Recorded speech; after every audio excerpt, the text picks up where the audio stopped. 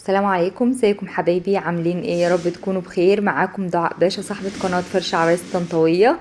اللي اول مرة يشوف قناتي، انا دعاء بفرش شقق عرايس. انا عارفة ان انا غبت فترة عليكم طويلة، بس هقول لكم دلوقتي ايه السبب. هنشوف مع بعض كده الطارة القمر اللي عمة العروسة اللي عمة العريس طلبتها مني. بناء عن طلبها عملت لها الطارة الرقيقة البسيطة ديت. طلبتها مني نعملها هدية يعني للعريس والعروسة، ربنا يخليها لهم يا رب ويديها الصحة وطولة العمر يا رب، اللهم امين. هنا ده كان شكل الريسبشن بتاع عروستنا. قبل ما ناخد جولة سريعة كده في الريسبشن ونشوف تفاصيل الشقة بتاعتها، نصلي على الحبيب. اللهم صل وسلم وبارك على سيدنا محمد. ربنا يبارك للعروسين يا رب، ربنا يسعدهم ويهنيهم يا رب، اللهم امين. كده كانت عاملة ركنة حرف ال كده، وهنا البار اللي هو البوفيه يعني. ما شاء الله كل تفاصيل الشقة كانت رقيقة وجميلة جدا، والنجف والجبسن بورد ما شاء الله ربنا يبارك لهم يا رب. حطيت الرنا للفرو دوت كده على البوفيه، وحطيت الثلاث غزلات دول تدريجي كده. ده كان شكل المراية برضو بتاع البوفيه ما شاء الله، ربنا يبارك لها. هي كانت عاملة برضو مكتبة معلقة كده للشاشة. ده كده برضو شكل الركنة، وزعت لها عليه الكوشن كده بالشكل ده. الستاير برضو ماشية مع لون السجادة ولون الدهانات بتاعتها ما شاء الله. الوانات بتاعت الشقة هادية وجميلة جدا، ربنا يبارك لها يا رب. كانت جايبة برضو ترابيزة ستانلس كده اللي هي الجولد ديت، كانت برضو شكلها مميز وشيك جدا. حطت لها برضو على المكتبة المعلقة كده طق اللي هو الطقم التسالي البورسلين دوت. وحطيت بقى مفرش كده بسيط، وحطيت لها عليه بعض الانتيكات. هنا ده كان شكل النيش. وعلى الترابيزة حطيت لها الوراقة وشيلت الكحك كده برضو زي ما شفتوها معايا. تعالوا مع بعض بقى نشوف حطيت لها ايه في النيش ده. كده كان شكل النيش من الجنب، لان هو كان جايب بومبيه كده من الجنب. ما شاء الله حاجتها كانت رقيقة وجميلة، وربنا يسعدها ويهنيها يا رب، اللهم امين.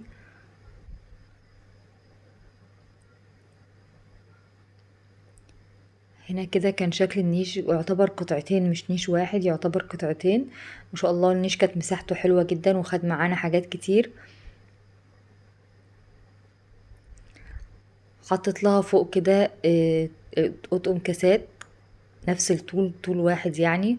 وطعمت بقى من الجناب برضو بطقم كاسات ملون، وتحت برضو هنا حطيت طقم شربات الاسمر ده. وجنب التاني برضو حطيت طقم كاسات داخل فيه اللون الاسمر، بحيث ان كل رف يبقى ماشي مع بعضه.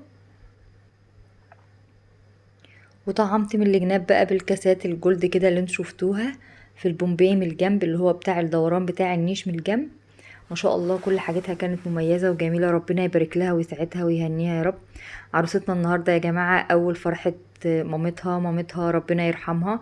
عايزاكم كده تدعوا لها بالرحمة والمغفرة، وان ربنا يصلح حال العروسة ويسعدها ويهنيها يا رب. بجد العروسة دي من الناس المحترمة بجد اللي اتعاملت معاهم. بصوا يا جماعة والله حرفيا اعتبرتها اختي الصغيرة، دخلت قلبي قد ايه هادية ونفسها هادي ورقيقة وجميلة. ربنا يصلح حالها ويسعدها هي وعريسها يا رب، اللهم امين. واهل العريس بصراحة رحبوا بينا ترحاب مش عايزة اقول لكم، ناس ذوق جدا ومحترمين، ربنا يبارك لهم يا رب ويديم عليهم الفرح دايما كده يا رب والسعادة، اللهم امين. زي ما انتم شايفين في البوفيه بقى حطت لها بقية الاطباق وشنطة المعالق وشنطة السكاكين بتاعتها. وفي الادراج بقى وزعت لها بقيه الاطباق بتاعتها. ده كده كان شكل الريسبشن والنيش بتاع عروستنا، ربنا يبارك لها ويسعدها ويهنيها يا رب. تعالوا بقى مع بعض. ديت الستاره اللي بتدخلنا على الجزء التاني من الشقه، اللي هو غرفه الاطفال والمطبخ. بس هنشوف مع بعض الاول كده، ناخد جوله سريعه تاني على الريسبشن، وندخل مع بعض بقى نشوف غرفه النوم بتاعتها والحمام الخاص بغرفه النوم، يعني الحمام الخاص بيها.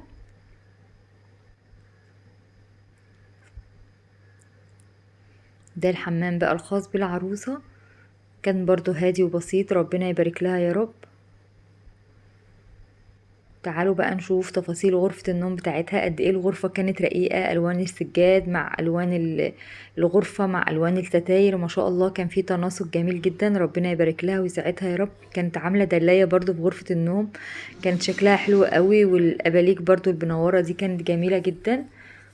وزعت لها بقى على التسريحة كده كامبلة ميك اب كده، وحطت لها ازازة برفن كذا كذا ازازة بسيطة كده. وفي الادراج بقى خصصت لها درج للتوك بتاعتها والحاجات الخاصة برضو، وزعت لها بقية الادراج برضو، كل حاجة ليها الحاجات الخصوصية بتاعتها ما شاء الله. حطت لها برضو الشريطة اللون الستاير ديت، حسيتها ان هي كانت هتدي شكل كده للسرير، والبوكيه الورد بتاع الفرح بتاعها. ربنا يصلح حالها ويسعدها يا رب. بالله عليكم ما تنسوش تدعوا لعروستنا من قلبكم، لان هي حد قمر قوي وجميل. ربنا يسعدها ويهنيها يا رب، ويهنيها بكل شبر في شقتها يا رب. قول اللهم امين. هنا بقى شكل الدولاب بتاعها ما شاء الله. الدولاب بتاعها يعني يعتبر دريسنج مش دولاب، تقسيمته كانت حلوة قوي. وبجد اللي عامل لها العفش مستغل لها كل حاجة في الدولاب عندها، في تقسيمة الدولاب. كان عامل لها مراية برضو داخل الدولاب. المراية دي جواها دولاب، يعني المراية دي لما بتتفتح فيها أرفف برضو بيترص فيها وكل حاجة، يعني مش متهدرة على الأرض، يعني مستغل المساحة بصراحة كويس جدا. زي ما انتم شايفين كده المفروشات حطيتها لها في الرفين اللي فوق، وتحت كملت لها جزء من اللبس الصيفي، وتحت بقية المفروشات، والضلفة اللي في النص ديت بقى حطيت لها بقية اللبس فيه. بقيت يعني يعتبر اللبس الصيفي في الرف اللي في النص ده كله كامل على بعض. حطيت لها فوق كده 2 دفاية، وحطيت لها بطانية للسرير الكبير، وحطيت لها ملايات.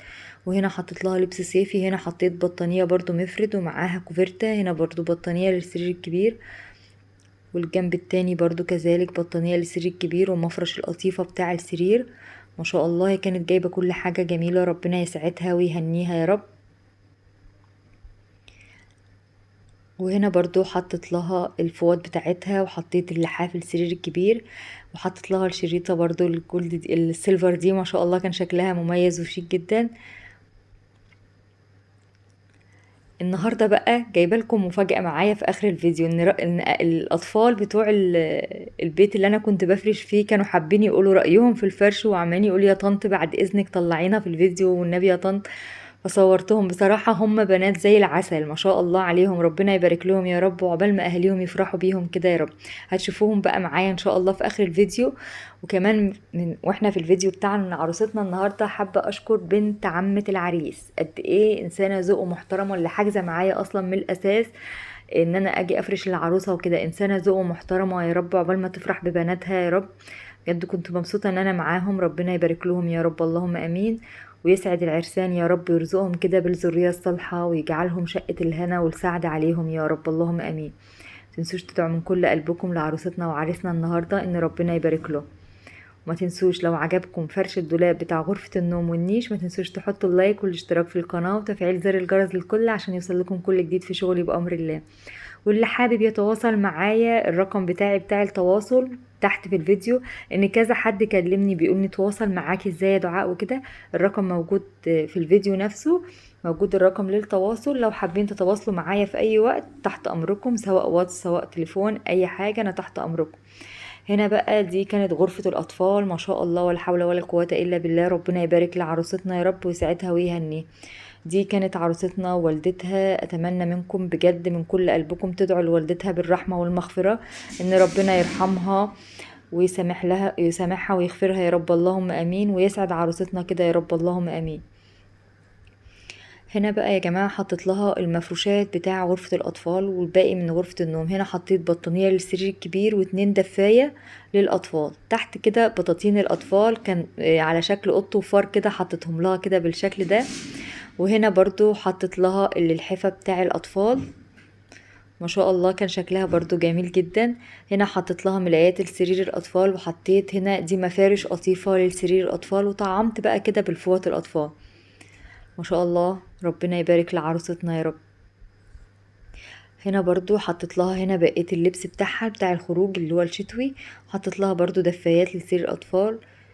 حطيت لها برضو فوق كوفرتايات كده بالشكل دوت، وطعمت بالفوط ما شاء الله. حاجتها كانت رقيقة وشيك جدا. ربنا يسعدها يا رب.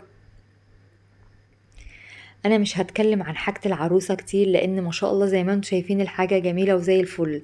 انا بقى عايزاكم في الكومنتات تدعوا دعوة حلوة كده لعروستنا وتقول لها رأيكم، وبلاش يا جماعة بالله عليكم الكومنتات السلبية. يعني انا فرشة شقة عروسة ما شاء الله جميلة، يعني ما فيهاش غلطة. ليه الكومنتات السلبية؟ ليه نزعل عروستنا؟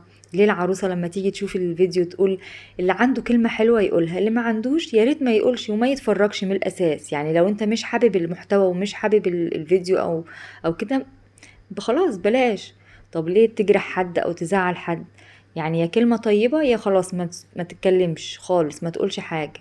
ما شاء الله زي ما انتم شايفين ده كده الحمام الخاص بالضيوف. الحمام قد ايه كان شيك وجميل جدا، ربنا يبارك لها يا رب.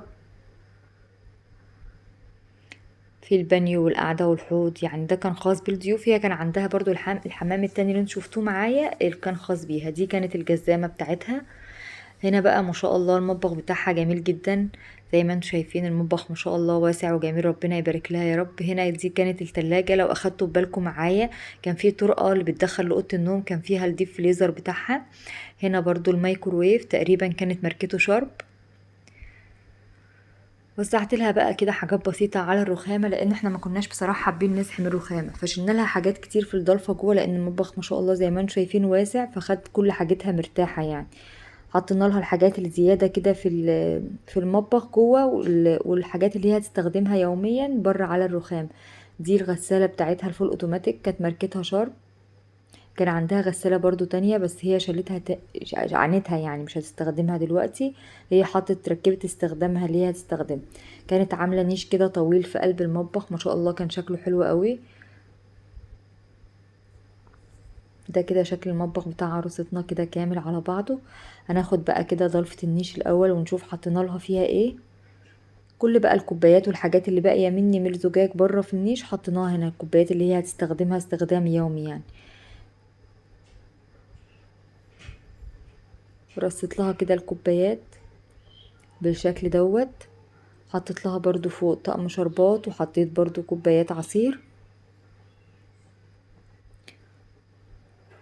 وحطيت برضو كوبايات شاي كده بالشكل ده. ما شاء الله حاجتها كانت رقيقة وجميلة، ربنا يبارك لها ويسعدها يا رب. هنا حطيت لها طقم خشاف كريستال وطعمت معاه كده بالكوبايات.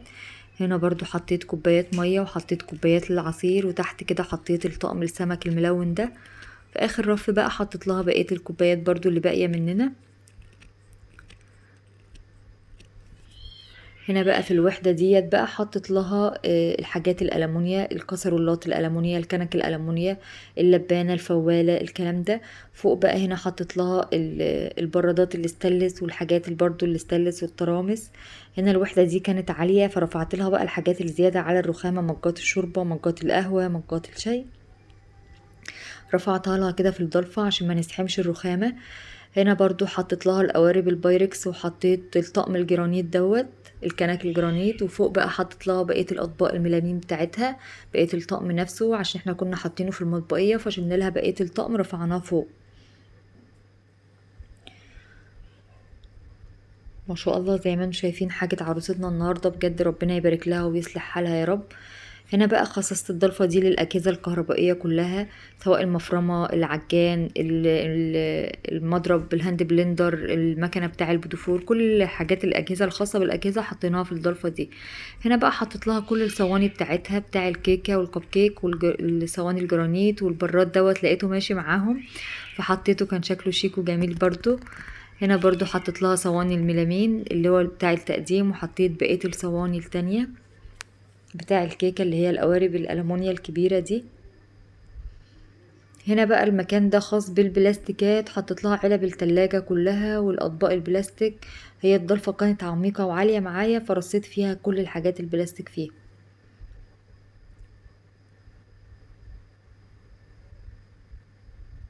انا بكتشف حاجات وانا بصور كده ان هما بيشيلوا حاجة يحطوا حاجة مكان حاجة، فانا استغربت لان لقيت حاجات جوه هما حاطينها انا ما كنتش حطاها اصلا. رصيت لها كده علب التلاجة جنب بعض، وحطيت لها بقى الاطباق والازايز والشفاشق كده بالشكل دوت. تحت بقى هنا حطيت لها كل الحلل، حطيت لها الطقم الجرانيت دوت، وحطيت تحت الطقم الألمونيا.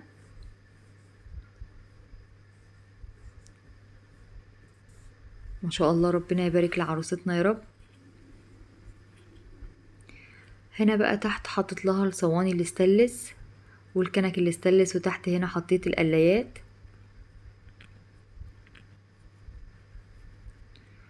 في الادراج بقى نظمت لها كده في المنظم بتاع المعالق، حطيت لها المنظم وزعنا فيه بقى الحاجات الرفايع بتاع العروسة، وتحت كذلك برضو منظم تاني وزعنا فيه. المنظمات دي بتبقى حلوة بصراحة، بتنظم الدرج وبتخلي شكله حلو. هنا بقى حطينا بقية الرفايع بتاعت عروستنا.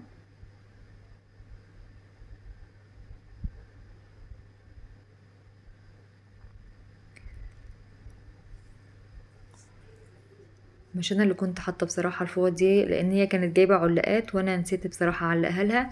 فبعد ما خلصت تصوير حطيت لها العليقه، وحطيت لها بقى عليها المرياله بتاع المطبخ والفوط والحاجات دي، لان الحاجات دي كانت متطبقه في الدرج.